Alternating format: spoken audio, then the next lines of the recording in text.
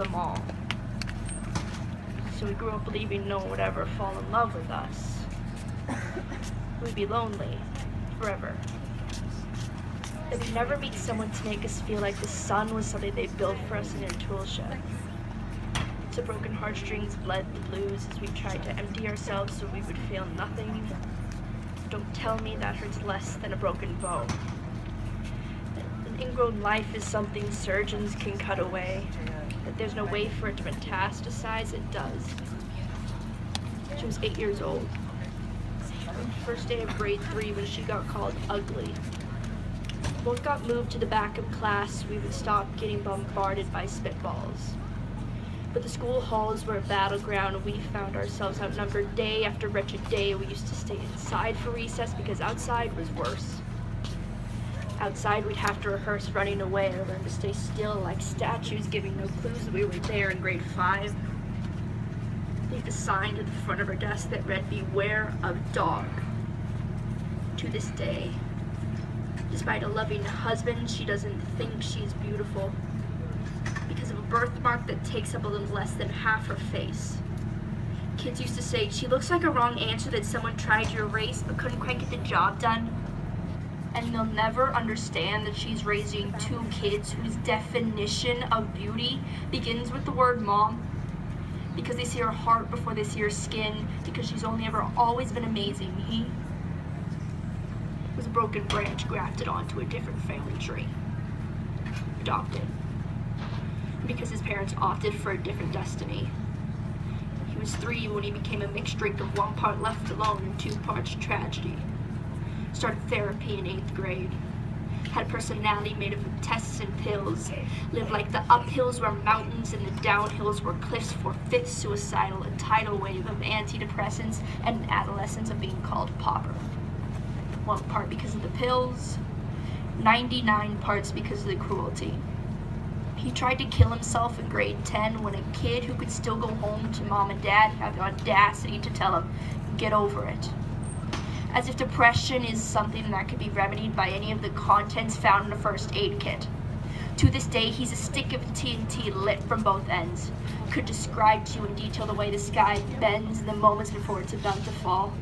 And despite an army of friends who all call him an inspiration, he remains a conversation piece between people who can't understand. Sometimes being drug-free has less to do with addiction and more to do with sanity. We weren't the kids who grew up this way. To this day, kids are still being called names. The classics were "Hey Stupid," "Hey Spaz." Things like every school has an arsenal of names getting updated every year. If a kid breaks in a school and no one around chooses to hear, do they make a sound? They're just background noise from soundtracks stuck on repeat, and people say things like "kids can be cruel." Every school was a big top circus tent, and the pecking order went from acrobats to lion tamers, from clowns to carnies, all these miles ahead of who we were. We were freaks. Lobster-clawed boys and bearded ladies. Oddities juggling depression and loneliness, trying to spin the ball, trying to kiss the wounded parts of ourselves and heal. But at night, while the others slept, we kept walking the tightrope. And yes, some of us fell. I want to tell them that all this is just debris left over when you finally decide to smash all the things we thought we used to be. If you can't see anything beautiful about yourself, get a better mirror. Look a little closer. Stare a little longer, because there's something inside you that made you keep trying despite everyone who told you to quit. You built a cast around your broken heart. You signed yourself. You signed it. They were wrong, because maybe you didn't belong to a group or a clique. Maybe they decided to pick you last for basketball or everything.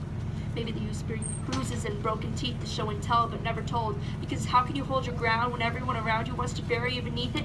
You have to believe that they were wrong. They have to be wrong.